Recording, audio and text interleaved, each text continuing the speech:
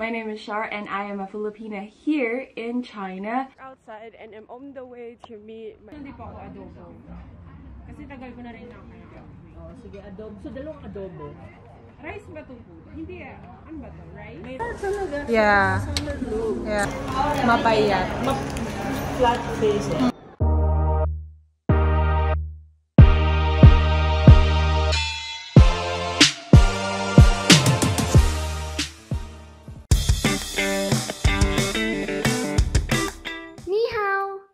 Today's episode, we're going to be talking about culture difference, and all the things that is there to talk about, especially now that I know that she is also a student here. For sure, marami kami mapag-uusapan about what's happening between China and the Philippines, what's the difference between China and the Philippines, and and the similarities between the two countries. So, nandito na ako sa Peking University. So, ayan. Ano siya? Number 5. So, we're just gonna sundo her. This is 1, 2, 3, 4, 5. Gonna go to number 5. There's a tree here. Perfect for waiting. Ooh, init. With her that I'm already here, yung special guest natin. And then we're gonna go to the only Filipino restaurants here in Beijing. I don't know in China, huh? So that's why I'm just saying, like, in Beijing, there's only one Filipino restaurant, and it's called Mesa Madre. So it's been like a few years since it's open, and I know that it was open and it's owned by a Filipino. That's why it's the only Filipino restaurant. What am I even talking? I'm blabbering because, like, super excited na talaga ako. And it's my first time sa Filipino restaurant then. Okay, ayan. Yeah, so we're gonna eat there, and then we're just gonna wait here a little bit until our special guest. Sige na nga, sasabihin ko na nga kung sino yung special guest natin. Okay, our special guest is Miss Anna Uy. Miss Anna is a wait lang. Hindi ko alam yung term. Kasi, it's a new term for me. Wait. Ito na. Okay, so, she's a geopolitical analyst. Ano daw yan? Google nyo. Kasi, I also don't know what's that. Okay, she's a geopolitical analyst, not analyst. Ulit. She's a geopolitical analyst, and she's hands-on with works pertaining to China, Philippine friendship, and understanding. So parang siya yung nagiging analyst or expert when it comes to Philippine and China relations. So she is the perfect guest for today, seeing that I'm from the Philippines and she's also from the Philippines, and we're both in China. Yay! Okay, so rest muna ako, and hopefully my eye gets better. Video lang po. Hello po. Hi. Hello po. Oh, sorry. Hi po. Miss Anna Uy po. Hi. Our special guest. Oh, you look so pretty po. Super Filipino naman. Ay naman yan. It's a combination of both, no? Lahat ng mga PKU students? PKU students. Especially PhD students and master's students. PhD po ba kayo? Yes. Oh. Yeah. Sa ano pa nag-aaral mo? Tsinghua po. Yeah. Ano yung pinag-aaral? Journalism. Kaya naman. Okay, we are here. Hi. In the Mesa Madre. We're gonna have our very late lunch. Late lunch? The 3 na. Okay. What do you want to eat pa sa Mesa Madre? I think I would go for adobo. Wow.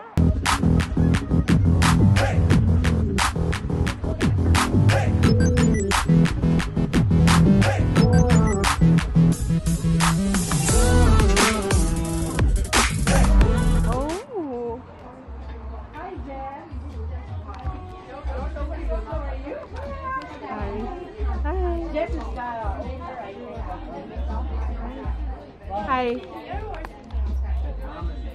We could.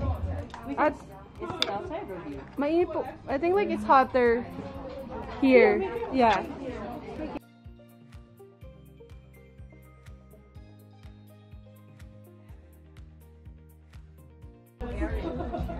I'm following her for the day. This is her time to visit Filipino food in China. This is like the first, only. Yes. I think the only Filipino restaurant in Beijing. Yes. Yeah.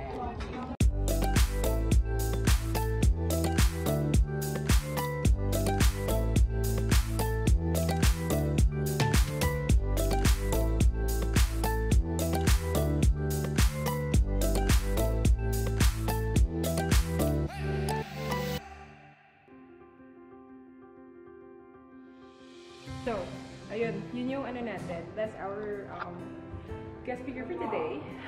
She's in the bathroom.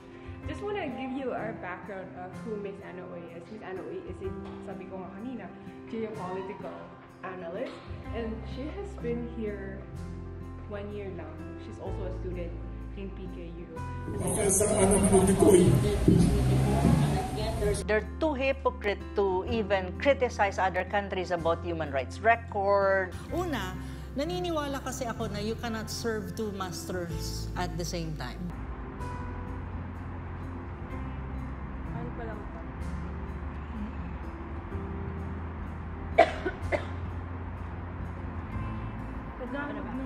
Tagalog nga po. I think like, yes. English Tagalog. English Tagalog. Kasi Filipino ang ating audience, no? Nila. don't Meron silang know. parang, dapat i-ano nila. May subtitle. Subtitle kasi parang Ayusin nyo. Marami akong friends on Chinese. Ayusin nyo. Ayusin nyo ang subtitle. Okay, so, yourself po muna. I'm Anna from the Philippines. You know, Anna Malindog-Uy from the Philippines, yeah. I'm an academic, a media person, I feel. And also, I'm studying my PhD in Peking University. I'm taking up economics and national development. Yun ang major ko. O, diba? Economics and national development. But my background is politics and international relations / geopolitics. So, yun. Ang hirap nun. Digas niya ba yun? You didn't get it. I mean, like, you need to Google everything that what Miss Anna just said. If you don't know, okay lang naman. Like, for me, I'm a very honest person. If you don't know, you don't know. You just Google it later. This, you know, geopolitical analyst, like, what do they do nga? Oh, yeah, hindi ko na pala Google. Ask ko nga po. What is a geopolitics? Am I speaking it correctly? I'm not even. Geopolitics. Geopolitics analyst. Ano po yun? What Pag is? sinabi mo kasi geopolitics analyst or international relations analyst, you study more relations of countries. At saka mas inaaral mo rin at tinitignan mo rin at ina-analyze mo yung mga nangyayari sa mundo. But since I'm a Filipino, I look at the Philippines in relation to different countries at tinitignan mo rin yung political relationship, economic relationship, cultural relationship. So, mas ganun siya. So, in a macro level. So, ganun siya. Well, my background is also politics kasi nag-aaral ako ng political science. So, mabilis din sa akin maintindihan yung mga political issues both locally and internationally. Pero right now, as I've said, economics, my PhD is in economics / national development. So, hindi naman siya kaiba dun sa background ko, but it's just an additional thing. I think because pag nag-aral ka kasi ng ekonomiya, ng economics at saka national development per se, mas maiintindihan mo ng malalim yung mga nangyayari sa Pilipinas, for example, you know, when you talk about economic development, anong economic development, like example ng China, bakit sila ganito, ganyan. So yung interrelatedness ng politics, economics, mas mapapalalim mo kapag may background ka din ng economics. So ganon siya. Oh, parang ang seryoso nito. Oo nga. Pero, sige nga, sige. Okay, let's not talk about politics. Okay, let's not talk about. So you have been here, like you have been coming to China for, sabihin na natin, kung kaya niyo pong bilangin, how many times have you been coming back here in China? Kung ang pag-uusapan natin is coming here to, yung experience with China, yes. Not only now that I'm a student here in Peking University, even before, because I was based abroad before, no? I was based abroad for 10 years. So I was based in Thailand. So no, that was 2000, I think, until 2010 to 2011. No, I was really outside of the country. I mean, the Philippines, no? So during that time, usually I go to China 3 times. a year. In 1 year, 3 times. So may ganun akong noon. Within 1 year, 3 times. 3 times, but not necessarily, not always here in Beijing. Okay. It's much in the Yunnan province kasi it's closer to the base that I had.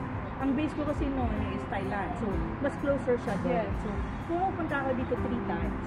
It's combination of vacation and work.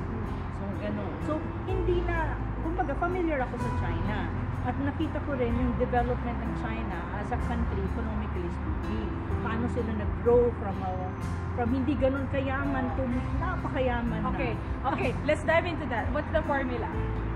Formula? Ano yung formula na ginamit nila and how can we Mahirap copy? explain. That one is very important question. I think to copy the China formula or the China experience when you talk about economic development, modernization, ang tinatawag nilang opening up, you cannot do that. Because it's context-based. May sarili silang context. I think may sarili din silang mga, indigenous to them. So, hindi natin pwedeng kopyahin yun. Pero I think one thing that I've observed, even before until now, the Chinese are really hardworking people. Sobrang hardworking. Even Sunday, Saturday, they're working. And, yeah, it's really hardworking people. Yes. So, I think it's very important. Second is competitive in terms of human resource. Yung tinatawag mong human capital. If you look at Chinese students, sila, competitive sila eh. Magagaling din sila, nag-aaral talaga.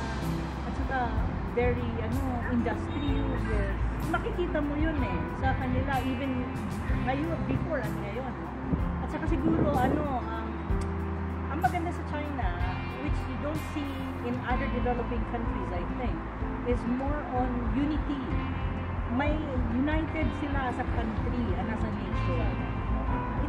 It's very evident, no? And also they trust their government very much. At saka when you talk about if you stay in China, you live in China, and you will be based in China, even for study, you need to learn the language because for easy communication.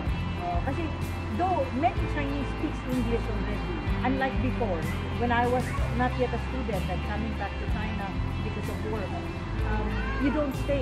You stay only for 1 week, 2 weeks, 3 weeks, but you don't stay. But if you live here, I think you need to learn the language so that you can easily communicate. Kasi kung hindi ka maka-communicate, sayang naman yung stay mo. You will not get to know them, you will not get to know them later. Kasi you can only do that by communicating properly. Hindi naman lahat ng Chinese, especially the ordinary ones, nakakasalita talaga ng English na fluent. But of course, in the university, that doesn't matter. Because, like for example, in Peking University, almost all people there speak Chinese and speaks English fluently. It's a different issue. Pati foreigners sa inyo? They can speak Chinese? They can speak Chinese. Wow. Fluently. Yes, in my dorm, we call it Global Village, PKU Global Village. Almost all of foreigners living there, they speak Chinese fluently. It's only me who does not speak that much. But I'm studying. You're learning naman. I'm learning. Baka I'm studying. It's just because most of the time, the people I talk to in the university and also in my class are all foreigners coming from, different countries. Anna? Is Okay, it right? yeah. Oh, yeah. Okay, that is actually very, very good. Okay, for context lang, Miss Anna is studying debate to. Debatable. Number 1 university here in China, Peking U. Ako, I'm studying sa debatable din. Number 1. As far as I'm concerned, my university is number 1 in China. And ako din. Sabi nila, Peking University.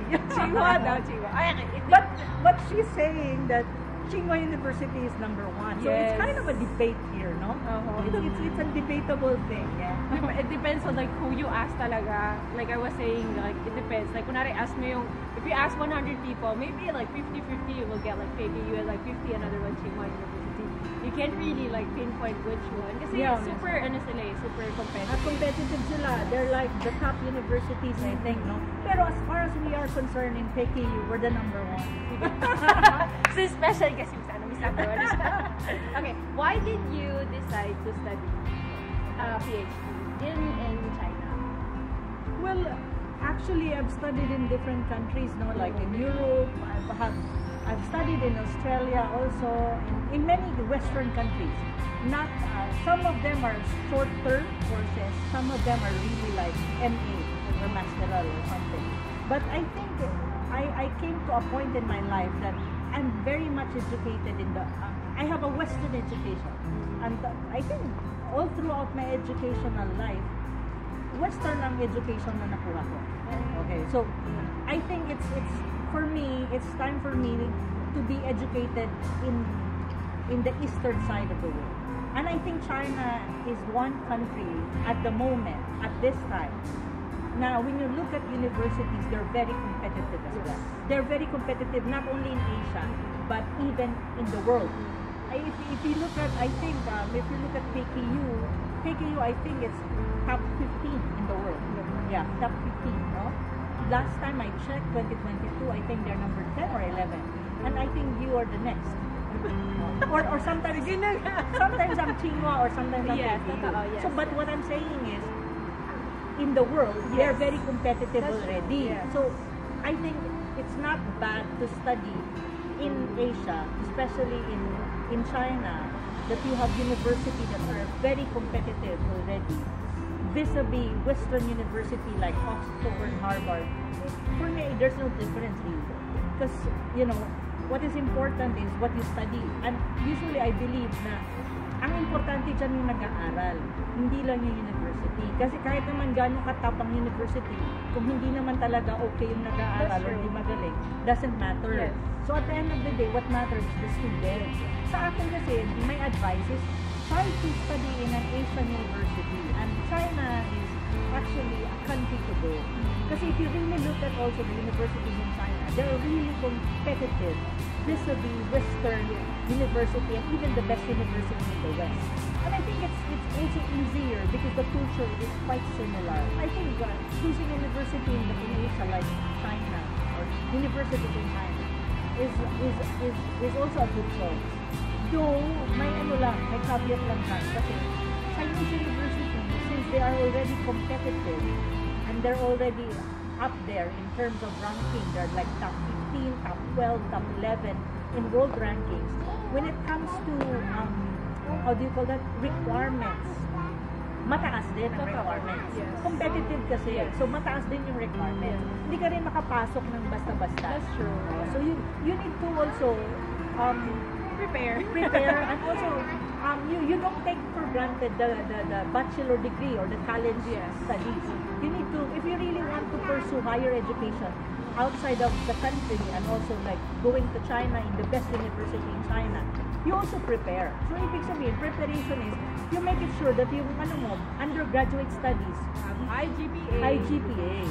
And also, not only GPA, but you really learn. Yes. Kasi kahit high yung GPA mo, kung yung GPA mo does not reflect learning and knowledge that you have, wala yun. It has to be both, no? Mataas ang GPA mo, pero talagang may alam ka rin. Kasi mataas ang GPA mo. May mga iba kasi, mataas ang GPA, walang alam. Mahirap yun. So, kailangan it should be both. Yes. So, para pagdating sa time na you apply for scholarship, mabilis. Kasi tinitignan nila una yung GPA talaga tinitignan. Then other requirements. Like, halimbawa, you have to take if English, kailangan mag-take ng TOEFL exam. Sa abroad kayo, okay, change your mindset. You have to be very careful. Pag nasa Pilipinas, okay lang. Normal lang yan. Okay, I think like we can go, and then we're gonna go see you guys in Mountain King, and then we're gonna go around in